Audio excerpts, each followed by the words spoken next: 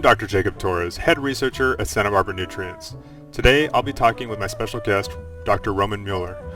Roman is a doctor of nephrology and PKD researcher at the University of Cologne in Germany. In today's interview, we discuss dietary interventions for the treatment of kidney disease, how to interpret test results for those that may have kidney disease, and ongoing clinical trials for the treatment of kidney disease. If you have kidneys, this is the episode for you. Hi, welcome everybody. It's Dr. Jacob. I'm here today with a good friend, Roman Mueller from Cologne, far away on the other side of the pond, so, as we say.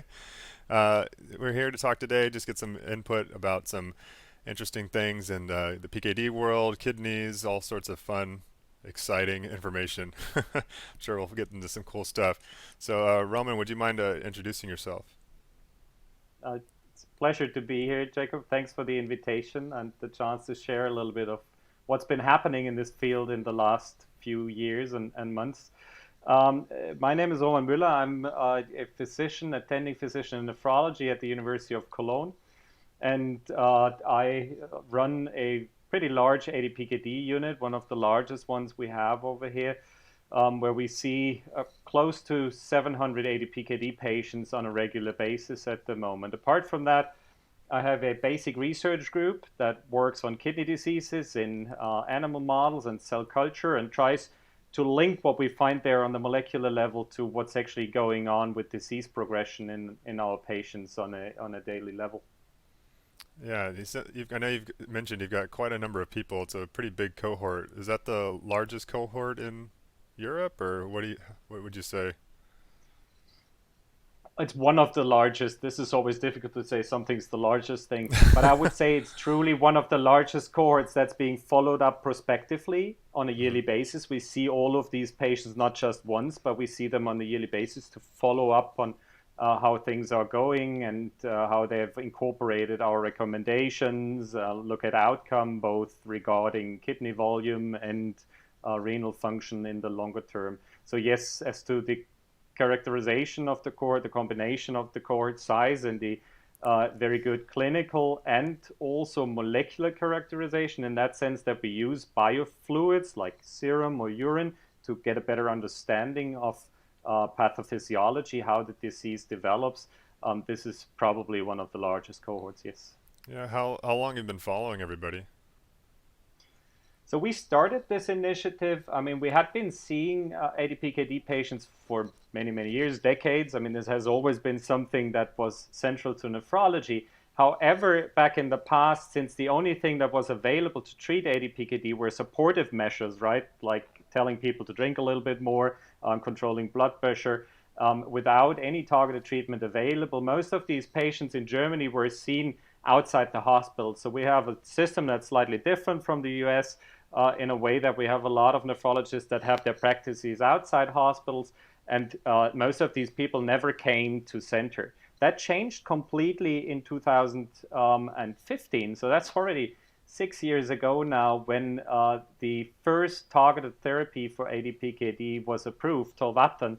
And suddenly there was a need for much more counseling than ever before. And the whole concept of how we deal with ADPKD, that it's now a disease that can be actively treated, we can do something in a targeted fashion, changed the whole concept, and people have been coming much more frequently. Back then, we decided to follow up what was going to happen after approval of tolvaptan to the field and how disease development is changed after approval. We decided to set up this cohort, set up a registry, and have been following up on these patients for 5.5, 6 years by now.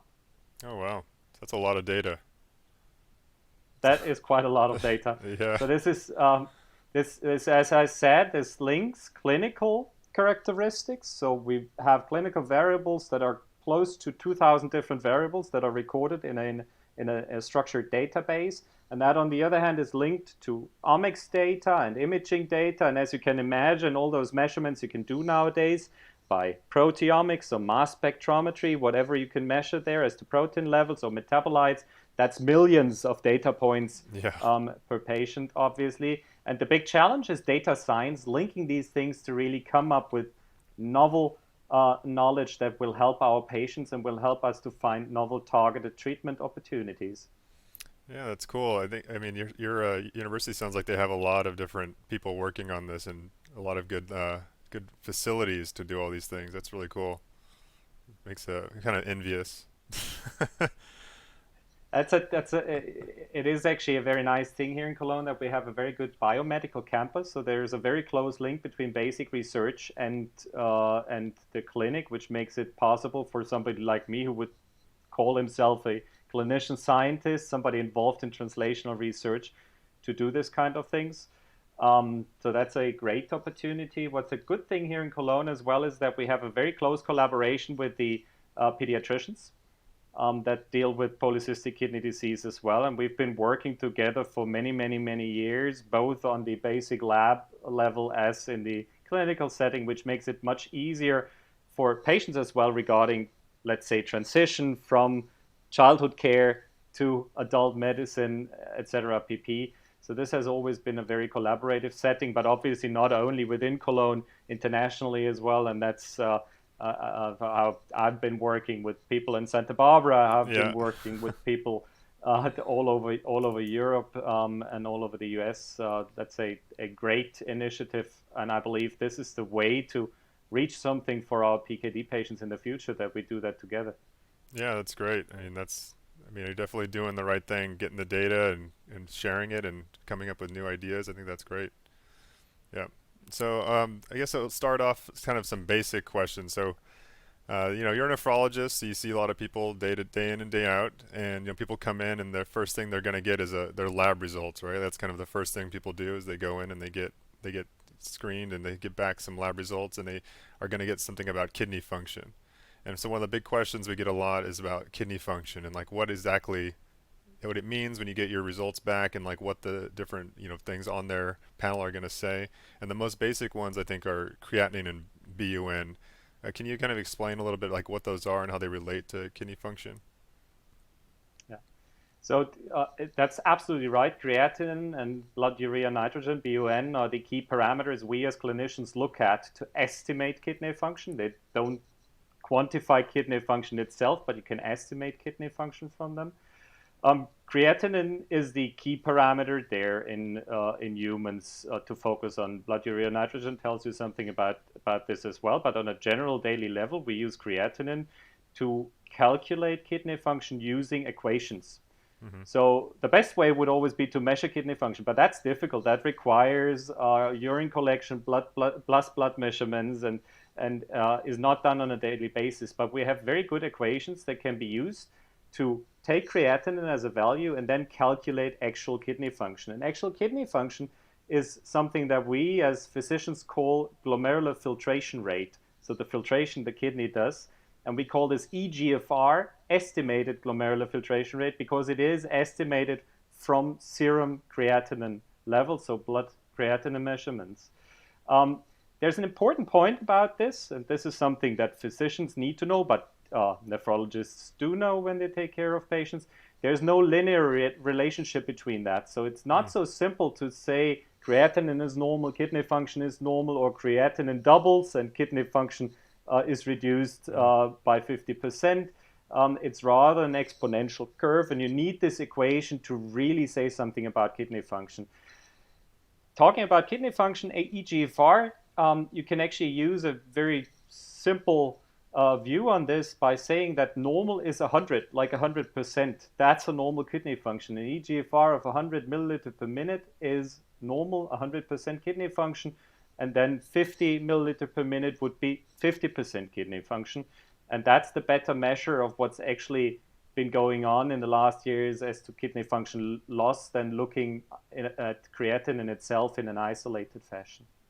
Okay, so the level of creatinine or the nitrogen doesn't necessarily tell you the kidney function value itself, right? Like you have to use an equation. It's not a simple relationship. You need to use the equation. On top of that, and that's why the equations are important. A creatinine value of, let's say, 1.5 doesn't mean the same for one person and another, because it depends on muscle mass. Mm-hmm. So this at least has to take into account age and sex, because between genders, muscle mass is quite different. And between a 20-year-old and an 80-year-old, muscle mass is quite different as well. So you need to take these parameters into account, and that's what the equations do as well. There's a bit of an influence of diet as well on these parameters in a way, but that is not reflected by current equations that are used.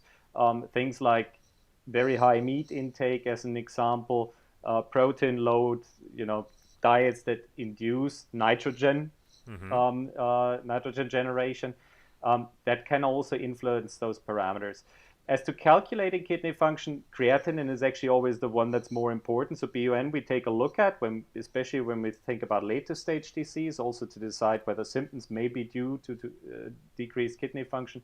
But creatinine is the parameter to be used in the equation, and the equation takes into account age, sex, and ethnic background, since this also has an impact on muscle mass.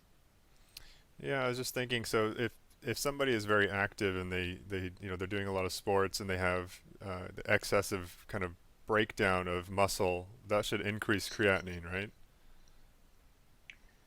Like if they're very active. The breakdown itself is an acute setting, right? I mean, you would only measure this anyways when there is steady state.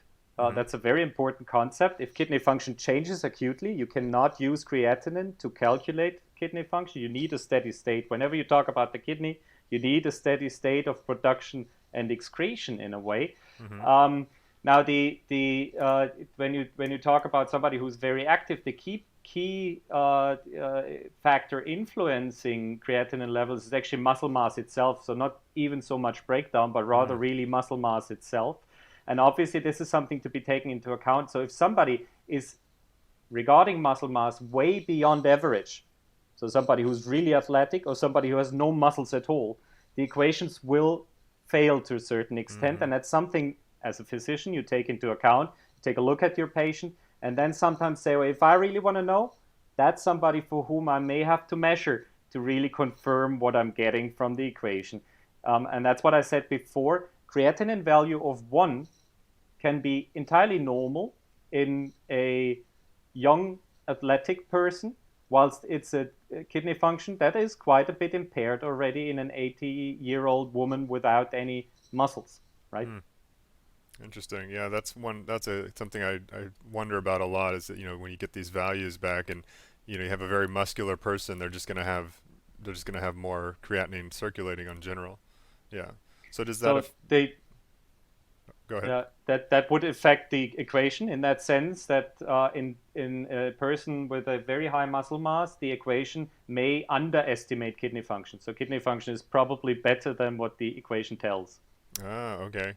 And so do you ever have to do any sort of body mass measurements, like looking for how much muscle versus fat mass is on the person?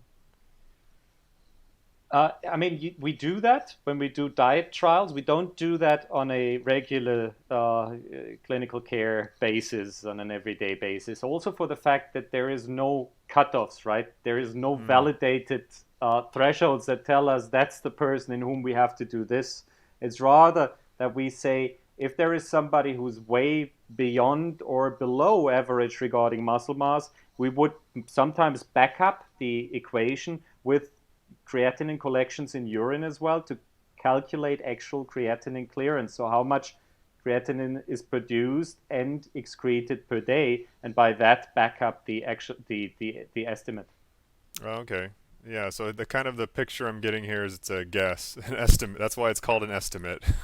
It's a good estimate, but it's definitely something you got to take into account, because I think one thing people see a lot is they, especially patients that have declining kidney function, they're going to notice that it's kind of like up and down from time to time, right? They might see, like changes up and down. What would people be actually concerned to see, like up or down kind of changes? Like if they see like a couple points, 10 points, what does that actually look like?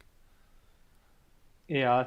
So the problem there is that, like with anything in humans, right, in a living being, a curve of kidney function loss is never just a line, but it will go up and down sometimes. And the thing you have to look at is the longer term tendency that you want to take a look at.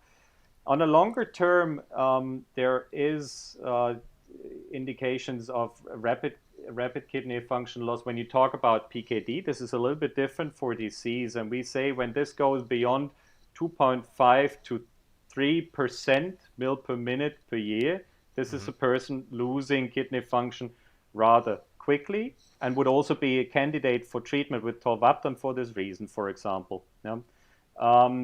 In an acute setting, we normally say if creatinine values, if you base this just on creatinine values, increase by more than 0.3 within a very short period of a week or something like that, this is something where you have to think about acute reasons for renal function loss, acute kidney injury, and would have to think about maybe there is a different reason from PKD that we have to look for.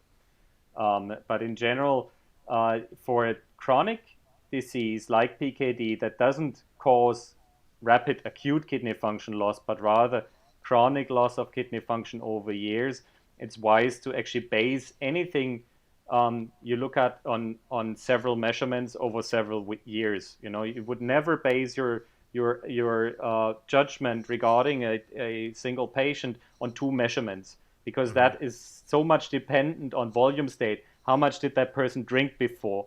Or how much did this person take as diuretics and has lost fluid? Or how much meat has this person eaten just the day before, etc. pp. So there's so much influencing factors that you want more values, and we usually say to say anything about a tendency, you know, you would want at least something like 5 values over 3 years or something like that. Okay, what are how far apart are those values taken? Well, so you normally say, you know, it doesn't make much sense in a chronic disease that leads to slowly progressive kidney function loss to measure every other week. That doesn't help because you're just going to measure up and down. What we normally recommend to be able to judge, and this depends a little bit on the stage of kidney disease you're in. This is different in early kidney disease to very late stages where you have to be more careful in not missing the point when patients will maybe need renal replacement therapy as well. But on a general level for the earlier stages, we say this is sufficient to do it every 6 to 12 months. Okay. Because anything in between will just measure fluctuations and will not measure actual kidney function loss over a longer time. Okay, so 2% a year is kind of steady decline. That's what you're trying to avoid, right? Trying to avoid that decline. Well, you would be trying to avoid any decline, right? Decline. If we had a way to prevent kidney function loss completely, that would be the best thing. We currently kind of distinguish patients, PKD patients, into 2 groups: patients with rapid progression and patients with slow progression. The ones with slow progressions are the ones that will maintain kidney function until an older age and will probably not get so much of a problem there. The ones with rapid progression are the ones that will probably have run into end-stage renal disease at some point. It would obviously be ideal to completely block kidney function loss. That may not be feasible, but it's still something we can aim for. Current therapies, tolvaptan as an example, what they can reach is they can slow down this loss by about 30% per year. So instead of losing 3 mil per minute per year, you would lose 2 mil per minute per year on average. You can never predict that for an individual patient, right? You can say that for large cohorts on average. And there we would say that people that lose more than 2.5 mil per minute to 3 mil per minute per year of this kidney function, so 2.5 to 3% from the 100% per year, that lose more than this are probably, and this still needs the judgment of a physician that takes a look at a lot of different parameters, but are probably within the group of rapid progression that are candidates for targeted treatment like tolvaptan as well, and are the ones with whom we'll have to be especially careful that we do anything to avoid further kidney function loss and slow this down. So anything that can be done there, and this does not only involve drugs, right? This does not only involve pharmacological treatment, but anything we can do as to lifestyle, as an example as well, would be very helpful there. And there are many things we can do. I mean, all the supportive measures that were important in the past are still important. And we're just beginning to learn more and more about what can be done. And this involves diet, as an example, but does also involve fluid intake, involves, well, you shouldn't smoke, obviously, involves physical activity, involves anything that we can consider a healthy lifestyle. Hmm. Yeah, so I guess the main takeaway is that, these short term kind of, if people are if they go to the doctor in a month and they get kind of they went up after a month, or it's kind of doing this up and down thing, they should be more concerned about the 6 month and 1 year time points to see where that kind of they end up at. Yeah, that makes sense. Exactly. Okay. I mean, if you have more values, your curve will get more exact, right? Will get more accurate. It's not entirely important to have so many values, but in the end, it's about the average line of kidney function loss over a longer period, rather than looking every month and then getting nervous one month, and the month after you're relieved again because it goes up again. This doesn't really mean anything about disease progression. Yeah, that doesn't seem healthy either to be worried No, month to no, month. that's stressful, and that's exactly why we would not recommend that either, right? Hmm. Rather do that with a little bit longer periods, intervals. Okay. So yeah, let's go ahead and can you talk about some of the trials that you're working on right now? Specifically, I know you have one that's going from the PKD Foundation that's being funded. I don't know if you can tell us a little bit about That's that. that's correct. That's correct. We actually started a couple, and right now it's two different trials regarding dietary interventions in ADPKD in the last year. And the reason for this is actually two-sided. One side is that our study center at the University of Cologne has had a long-standing interest in dietary interventions, and we've done a lot of trials in that field in the past for different diseases, acute kidney injury mainly.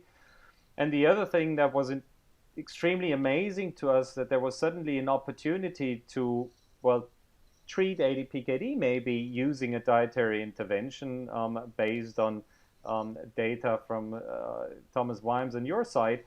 Um, uh, Discussing those data even before they actually then came out in Cell Metabolism was extremely amazing to us, and gave us the opportunity to think about trial designs that would allow to transfer this into the human patient setting as quickly as possible.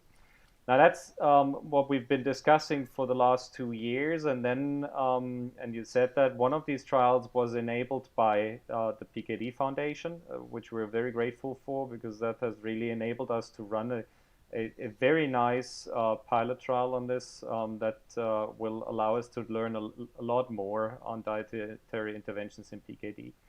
As you're aware of, it appears that a very specific dietary regimen, ketogenic diets, actually are beneficial in ADPKD. And this is exactly what we're testing. Now, there's one small pilot trial that just involves 10 patients and tries to mimic something that was seen in the animal models, that even a short-term intervention could have an impact on kidney size and kidney volume. Hmm. And this is very important because in ADPKD, one of the key indicators of future kidney function loss is kidney size. So anything we can do as to kidney size is likely to have an impact on disease progression as well, and kidney size is at least a surrogate parameter, apart from the fact that size itself can cause symptoms like, abdominal pain, for example. So this is a very important outcome in the field. And here we decided to just look at what two different kinds of ketogenic diets can do on a short-term basis in the patient setting. What are ketogenic diets? This is something many people will be aware of nowadays. Some people may not. Mainly, this is dietary interventions that set your body into a metabolic state quite different from what normally happens. Normally, most of our metabolism, well, depends on carbohydrates in a way, right? And we've learned over the last decades that this may not be wise for many medical outcomes in the end, including obesity and including diabetes as an example. Obesity itself, and that's again important when we're talking about diets, obesity is a driver of disease progression in ADPKD. So that's why diet and physical activity is so important as well to avoid obesity. Now, ketogenic diets are rather based on fat as an energy source, and are called ketogenic because the body when you start such a diet starts producing so-called ketone bodies that are an energy source to especially brain cells, for example. And these diets in the animal models were extremely beneficial, way beyond what I would have ever expected. So that is so amazing that it had to be translated. Me too. And in this very small pilot trial with 10 patients, half of them, so 5 of them, undergo a so-called real ketogenic diet. They exchange carbohydrates by fat as an intake, but when you talk about fat, many people would be like, oh, this can't be healthy, right?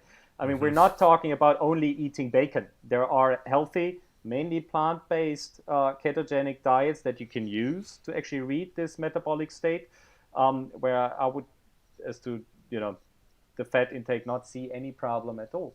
Now, and the other half, the other 5 patients do 3-day water fasting, which again is something that was seen in a cat model of the disease by you and Thomas, that this could actually have a beneficial impact on a short-term basis.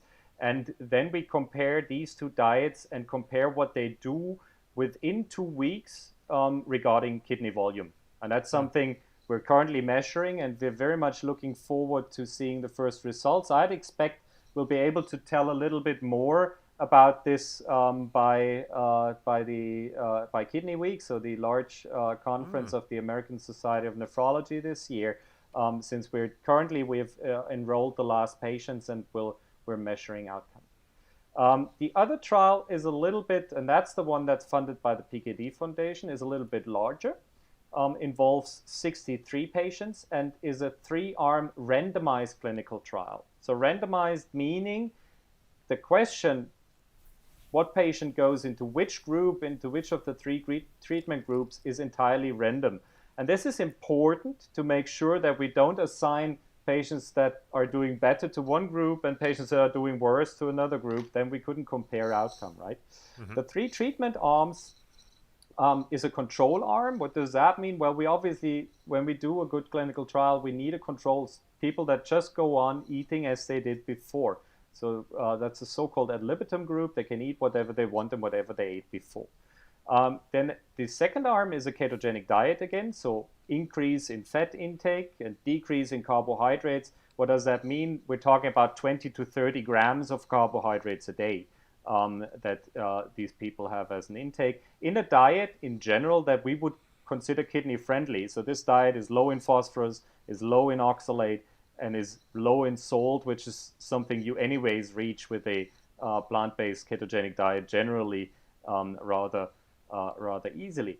And the third arm is 3-day water fasting again. So and those patients undergo 3-day water fasting, so they only drink water. They're also allowed to drink black tea or coffee without any calories, so no milk added during those 3 days. And they do this once a month for 3 months. So the treatment phase is 3 months for all 3 groups. And as you can see, the treatment phase is longer. The size of the cohort is larger than in the first small pilot trial.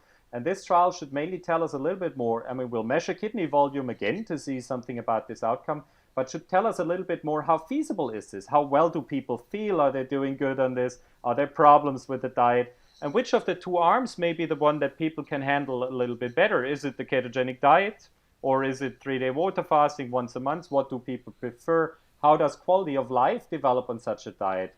Right? So this is an important point. I mean, people could be scared that if I change my diet, my quality of life is affected by that. And this is something we'd like to shed a little bit light on. And we're quite confident that this is actually not the case. In our experience, those diets for many people can be done and even increase quality of life because people just feel better. But this is something we will back up with evidence using this randomized clinical trial now.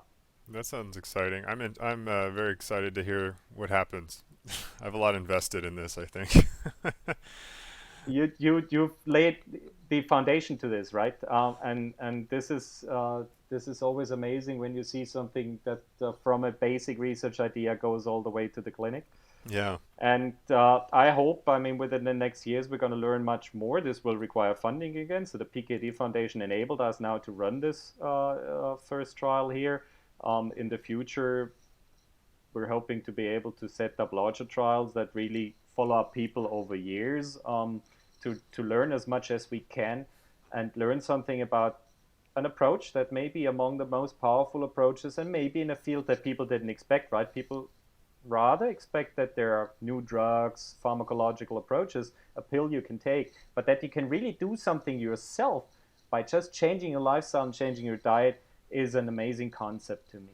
I know. I find that that's very powerful, just to be able to enable people to do something that they can take action on like immediately, right? There's no barrier to entry. They just have to do it. Yeah. I find that very empowering. So I think that that's really cool if we can actually show that there's efficacy there. That'd be amazing. I'm excited. Yeah. So I know that you also you might have heard that one of the other lab members in the lab that I do research in at UCSB, Sebastian Strubel, he's also been kind of doing a little retrospective trial. And have you heard about this? You've kind of seen you might have heard him present about it recently. Well, I've seen parts of what he did so far. I mean, you may know that we're in close contact with Sebastian in that sense that he's a physician who worked at our department and hopefully will return one day after Yeah. he's learned a lot on basic PKD research on your side. And he's done this amazing retrospective study now, trying to find out because obviously there are already um, people with ADPKD that tried ketogenic diets and low carbohydrate diets in the last years and in the last decade and have already gathered experiences on how this works, how they feel with this, how feasible this is. And that's obviously data that often is not exploited, that needs to be exploited, and patients can contribute here. And I think Sebastian has gathered a quite large amount of data by now that, to summarize that in a way, points towards the direction that this is indeed feasible and that this is indeed, what I said before, something that rather improves quality of life, the way you feel, and may have a positive impact. Now, a retrospective trial will never answer the question, is this an effective treatment? But it gives us quite a very important insight how this works in everyday life.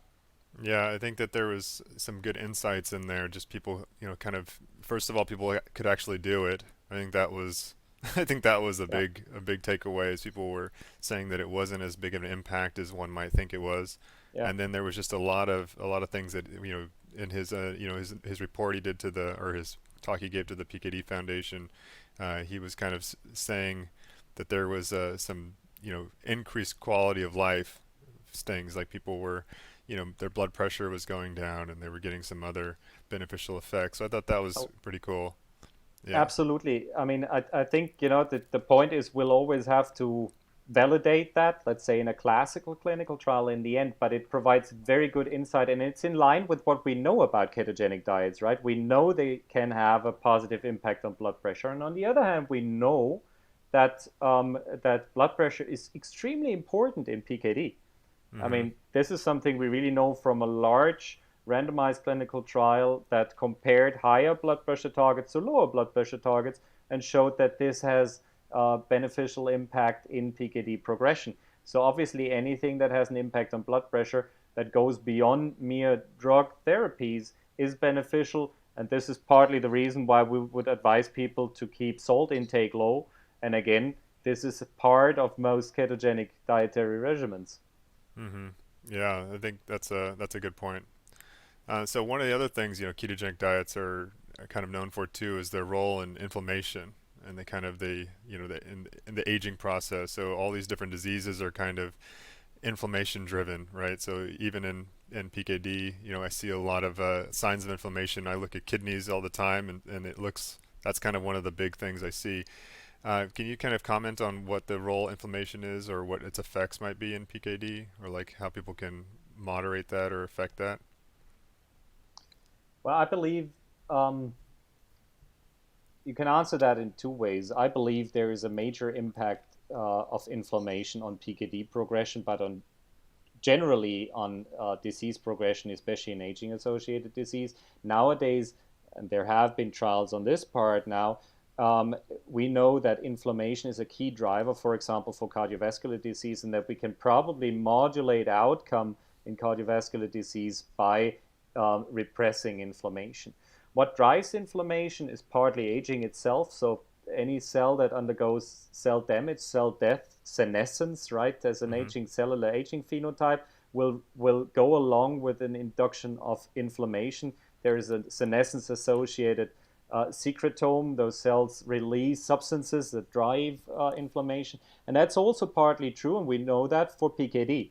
That is what happens in PKD. Infiltration of those kidneys with immune cells plays a role in disease progression and a general inflammatory state. That may even partly be why obesity has an impact there, right? I mean, we can't tell yet. We don't know how obesity drives disease progression, but partly this may be inflammation again, because obesity is an inflammatory state in a certain way. So I totally believe inflammation does play an important role. And anything we can have as a tool to repress inflammation is important. One tool can always be, can give people drugs to repress inflammation. However, this can also always go along with immune suppression. So obviously you're more prone to develop infections, etc. pp. So anything that's a healthy way to repress inflammation would be better there. And here, avoiding obesity in the first place, but then also healthy diets that are known to go along with a better general state regarding inflammation. That has been shown not only for ketogenic diets, it has been shown for different dietary regimens that are also associated with a longer life in model organisms, that they actually, when you look at markers of inflammation like high sensitive CRP, which is a very sensitive marker of inflammatory states, that the levels of these markers are decreased by dietary approaches. So I totally believe this will not be solved by one measure probably, and it will not be ketogenic diet on its own as well, but dietary interventions can have a major impact there. Yeah, I think that was kind of a leading question. kind of, I kind of knew the answer there. Our diet makes a big impact, and just like we were mentioning with the ketogenic diet, that's probably one of its biggest strengths, is that it can modulate inflammation, especially immune cells. And you also mentioned that about the acute fasting, the 3-day fasts. I know that there has been some studies out there showing that they can actually cause apoptosis in senescent cells. So that's probably another benefit to having fasts involved in any sort of anti-inflammatory regimen. Yeah. So absolutely. I mean, yeah. we have no proof yet how this works in humans, right? I mean, this is something we have to learn more about it, but we definitely have to exploit it. We shouldn't focus on developing only new compounds, drugs that people can take, when you can reach maybe more powerful effects by the right healthy diet. And I mean, as far as we know, and dietary regimens, for example, a Mediterranean diet as well, can have impacts on cardiovascular disease in large trials that is beyond what we can reach with most drugs. So there is much room for improvement there, much room for understanding. We also have to use, again, biofluids from these clinical trials to obtain a better understanding of the molecular mechanisms behind this, right? To be able to do our interventions in a more targeted fashion. And obviously, we kind of have to learn as well. I mean, the good thing about diets is we believe they're safe. I mean, people have done them for many years, and there's probably less side effects than if we do a drug treatment. But anything that has a positive impact and is powerful can be powerful in any direction. So we have to make sure there is no negative impact either. However, here again, the concerns are much lower with dietary regimens than with novel drugs, where we don't know anything about what's going to happen. Whilst with dietary approaches, people have done this for decades. And ketogenic diets have been used, for example, by pediatricians to treat epilepsy in cases in which this couldn't be treated with drugs, and experiences are available. Hmm. Okay. Yeah, I think that's pretty much summarizes it. I think that's a good takeaway. So I think I have a question here. You can answer it however you want. So just I want you to kind of have a scenario here. So you have somebody that has they're older and they have this, stage 4 chronic kidney disease. They're not they're getting close to either getting a transplant, or because I assume that if you get too old, you're going to be less likely to have a donor or be allowed to do a transplant. So if somebody there they're thinking about switching their diet and they want to kind of slow down their progression, and they switch to a dietary intervention instead of getting the transplant, they're kind of stuck if the dietary intervention doesn't work, right? They kind of end up having to either have the kidney function get to the point where they are stuck on dialysis for the rest of their life if they don't get the kidney transplant. Is there any way, should they go dietary intervention? Should they try to get a kidney transplant? What would be the kind of the scenario there for somebody, or what would you recommend as a nephrologist? Well, I feel we shouldn't promise miracles. Those probably won't be able to reach yet. So if somebody has lost kidney function and is really close to dialysis, we're not gonna bring that kidney function back to normal. This is not what's gonna happen. But this shouldn't keep us from doing things that can slow down loss of kidney function. Obviously, if possible, this should be started as soon as possible, right? I mean, this is always a misunderstanding as well. People wait until you feel the disease, but that's late in the course of the disease. So you rather want to start early when kidney function is normal. There's not much inflammation. There's not much scarring in the kidney. So that's the optimum scenario if you really start out those measures early on. In general, anybody who'd ask me, if your kidney function is still not in a state that you're really right in before dialysis, in those cases you have to be careful sometimes, and you need a lot of counseling because some dietary changes can be problematic there as well. But in general, awareness is extremely important. As I said before, I would recommend people to avoid obesity, keep blood pressure well controlled, and here diet, sports helps a lot. Avoiding obesity helps with blood pressure. And then awareness for your diet. That's the most important thing. If you're aware of what you're eating and you're eating good things, and if you're not only eating manufactured things with a lot of sugar inside, this is definitely going to be beneficial. And there's different dietary regimens of which we know they're probably beneficial. They're in general, they're not high in salts, they're not high in sugars, they're rather high in fibers, they're high in vegetables. There is the Mediterranean diet as an example. There is the so-called DASH diet. Ketogenic diets involve similar patterns, and I'd mainly recommend people find awareness and find somebody who guides you on a healthy diet in a way. Probably at least at the beginning, get some counseling, not to do the wrong thing. You need to have somebody who's aware of what's going on with kidneys. For example, when you talk about phosphorus, when you talk about oxalate, sometimes when it gets to later stage, also when you talk about potassium. So you need somebody to show you the way in a way at the beginning, but then adapt your diet. There are some people that are aware of this anyways, but there are many people who are not aware of what's a healthy diet and what can I do on my own. Mm-hmm. Yeah, I know in America at least it seems that people kind of are in the waiting position for till kidney function is kind of very far down the line, and then they start to take action. I think that's pretty common. So I think Yeah. doing something early. I mean that makes sense to me. I mean I would rather do an intervention early on. Yeah, you can't, you always have to think about this in this way. A kidney that does not contain normal kidney tissue anymore, but is a scar, you're Mm-hmm. not going to bring function back there, right? You have to avoid losing this function, and you have to avoid inflammation, disease progression earlier on. And this is well possible. And this is something you can again imagine when you think about kidney function estimates, right? 100%. And if you lose 5% a year, you can calculate at what time you will have lost all of this function. If you can slow this down, if you can't completely block this, and we're not in the state yet that we can completely block kidney function loss. If you slow this down, the earlier you start slowing it down, the better. And the later you'll run into problems. Yeah, so I think that that's really important. So somebody that's at this later stage, they should already still be adopting some sort of regimen to preserve the kidney function that they have, being very aware that that's like, that's gonna, they want to keep it as long as they can, right? So I think that's important to remember. Yeah. Yeah, and not to forget, don't wait, but rather start early if you can. And this is something that needs awareness, because obviously a disease that doesn't hurt, if you don't feel it, you're not so aware of it, and you're not so aware of what you can do, should do, what's a possibility for you.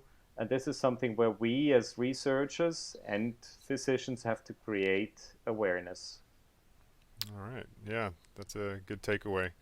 All right. Well, I think that's I've kept you long enough. I think that that's a good place to stop there. So I want to thank you very much for coming today and sharing your wisdom and knowledge. And there's a lot of exciting things going on in the horizon. I can't wait to see where you get to and what you learn. This is an amazing enterprise that all of us within international collaborations have to work for. And I think we can, together with the patients and the patient advocacy groups and the foundations, can really reach a lot for the PKD field there.